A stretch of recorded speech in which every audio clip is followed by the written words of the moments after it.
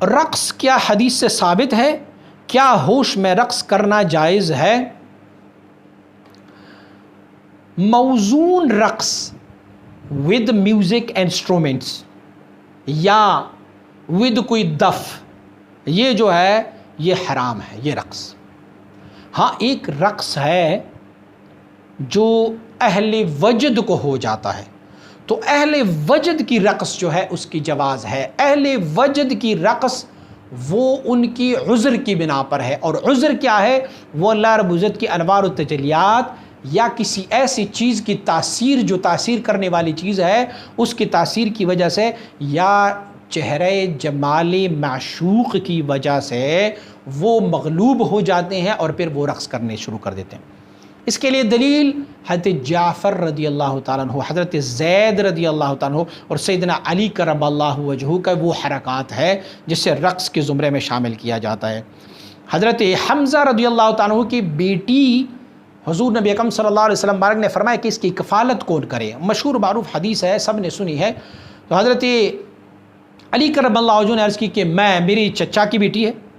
حضرت جعفر رضی اللہ عنہ نے فرمایا میں حقدار ہوں، یہ میری چچا کی بیٹی ہے اور ان کی خالہ بھی میرے گھر میں ہے، اور زید نے کہا کہ میں تو ان کا بھائی ہوں اسی لیے میں ان کی کفالت کروں۔ تو حضور نبی اکرم صلی اللہ علیہ وسلم مبارک نے فیصلہ فرمایا حضرت جعفر رضی اللہ تعالیٰ عنہ کے حق میں کہ اس بچی کی کفالت جعفر رضی اللہ تعالیٰ عنہ کریں، کیونکہ جعفر کے گھر میں اس بچی کی خالہ بھی ہے۔ تو جعفر رضی اللہ تعالیٰ عنہ اور علی کرم اللہ وجہہ اور زید رضی اللہ تعالیٰ عنہ، ان ساروں کو حضور سید عالم صلی اللہ علیہ وسلم مبارک نے اپنی محبت اور شفقت بری الفاظ سے نوازا۔ حضرت علی کرم اللہ وجہہ کو فرمایا علی تم مجھ سے ہو اور میں تجھ سے ہوں۔ تو علی کرم اللہ وجہہ بخاری شریف روایت فرماتے ہیں کہ علی کرم اللہ نے فحجلا، علی کرم اللہ نے ایک پیر زمین پر رکھا، ایک اٹھایا اور رقص کرنے لگے۔ جعفر رضی اللہ عنہ کو حضور نبی اکرم صلی اللہ علیہ وسلم نے فرمایا اشبہت خلقی و خلقی، اے جعفر تو خلقت میں بھی اور اخلاق میں بھی مجھ سے مشابہت رکھتے ہو۔ تو جعفر رضی اللہ عنہ نے بھی فحجلا، انہوں نے ایک ٹانگ رکھی، ایک ٹانگ انہوں نے اٹھا کے رقص فرمایا۔ اور حضرت زید رضی اللہ عنہ کو فرمایا کہ آپ تو ہمارے اخونا و مولانا یا و مولائی، آپ جو ہے وہ ہمارے بھائی بھی ہے اور ہمارے آزاد کردہ غلام بھی ہو۔ تو زید رضی اللہ عنہ نے بھی رقص شروع کر لیا۔ اور اسی طرح ایک اور رقص بھی ثابت ہے، حضرت جعفر رضی اللہ عنہ جو ہے وہ جب حبشہ سے تشریف لائے تو حضور نبی اکرم صلی اللہ علیہ وسلم نے ان کو ارشاد فرمایا اشبہت خلقی و خلقی، تو جعفر رضی اللہ عنہ نے فحجلا، انہوں نے رقص کرنا شروع کر دیا۔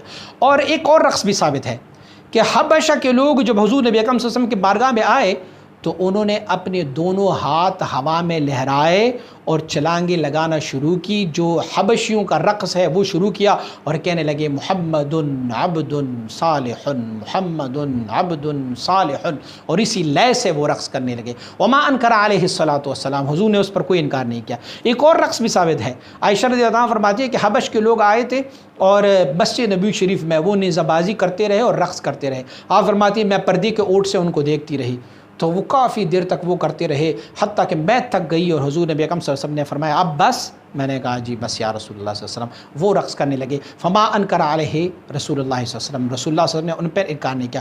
تو مشائخ فرماتے، خصوصاً حضرت جلال الدین سیوطی رحمۃ اللہ علیہ الحاوی للفتاوی میں آپ فرماتے ہیں کہ یہ جو رقص میں نے جس کی بیان کی ہے، وہ فرماتے ہیں یہ صوفیاء کرام کی وجد کی رقص کے لیے دلیل ہے۔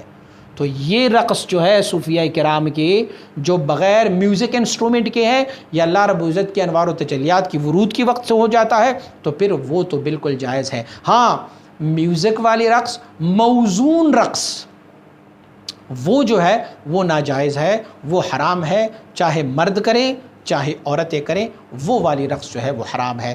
اس موضوع پر آپ ہمارے چینل علوم و معارف پر وجد کی پوری ڈیٹیل کے ساتھ تفصیلاً آپ ہمارا کلپ ملاحظہ فرما سکتے ہیں۔ مزید اسلامی ویڈیوز کے لیے ہمارے اس یوٹیوب چینل کو سبسکرائب کریں اور گھنٹی کے بٹن پر کلک کریں، اور ویڈیو کو لائک، شیئر اور کمنٹ کرنا نہ بھولیں۔ جزاک اللہ۔